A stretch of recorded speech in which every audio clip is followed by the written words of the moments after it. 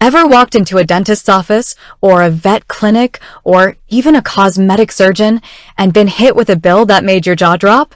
You know you need the procedure, you know it's important, but your bank account is screaming, no way. That's when financing options like CareCredit start to sound incredibly appealing. But there's always that one nagging question in the back of your mind. Will I even get approved? What credit score do I need? That's exactly what we're diving into today. We're going to break down everything you need to know about CareCredit approval and, most importantly, what kind of credit score you should be aiming for.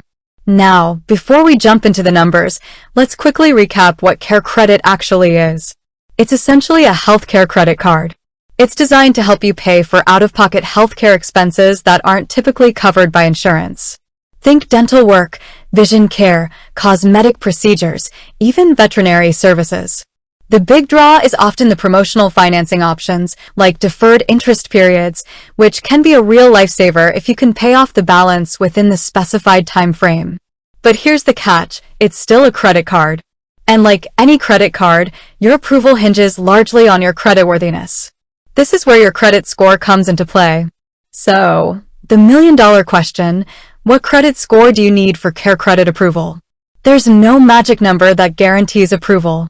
CareCredit doesn't publicly disclose a specific minimum credit score requirement. This can make things a little tricky, but it's not unusual. Many financial institutions use a variety of factors beyond just your raw credit score. However, based on user experiences and general credit card approval standards, it's generally recommended to have a credit score in the good range or higher. This typically means a FICO score of 670 or above. Now, let's unpack this a bit. A score in the good range signals to lenders that you're a responsible borrower. You generally pay your bills on time, you manage your debt well, and you're less of a risk. This significantly increases your chances of getting approved for credit products like CareCredit. But what if your score is below 670? Does that mean you're automatically out of the running? Not necessarily. While a lower score makes approval more challenging, it's not impossible. CareCredit considers other factors beyond just your credit score. These include your credit history. This isn't just about your score. It's about the overall picture of your credit behavior. How long have you had credit? What types of credit do you have? Do you have any negative marks on your report, such as late payments, collections, or bankruptcies?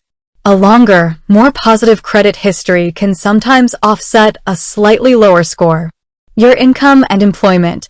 Lenders want to know that you have the means to repay what you borrow.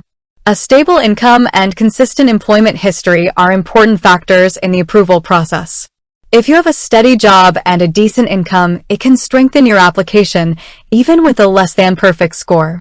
Your debt-to-income ratio, DTI. This is the percentage of your gross monthly income that goes towards debt payments. A lower DTI indicates that you're not overextended with debt, which makes you a more attractive borrower. If you have a high DTI, it can negatively impact your chances of approval, even with a decent credit score. The amount of credit you're requesting. If you're applying for a large credit line, CareCredit might be more stringent with their approval criteria. Requesting a smaller credit line could potentially increase your chances, especially if your credit score is on the lower end. So, even if your credit score isn't quite at that 670 mark, don't lose hope. Focus on improving other areas of your financial profile. Now, let's talk about some practical steps you can take to improve your chances of CareCredit approval. Check your credit report. This is crucial. Get a copy of your credit report from all 3 major credit bureaus, Equifax, Experian, and TransUnion.